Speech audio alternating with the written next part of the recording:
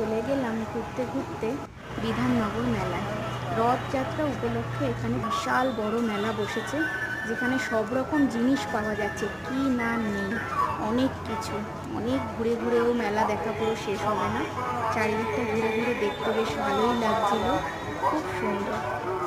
প্রচুর বইয়ের দোকান, প্রচুর শাড়ির দোকান, নানান রকম ঠাকুরের বাসনপত্র থেকে শুরু করে সাজাগোজার জিনিসের কথা তো বলে শেষ করাই যাবে না। প্রচুর সাজাগোজার দোকানের জিনিস এখানে বসেছে, সুন্দর সুন্দর ব্যাগ, নানান রকম সব কিছু বসেছে এখানে, খুব সুন্দর লাগবে।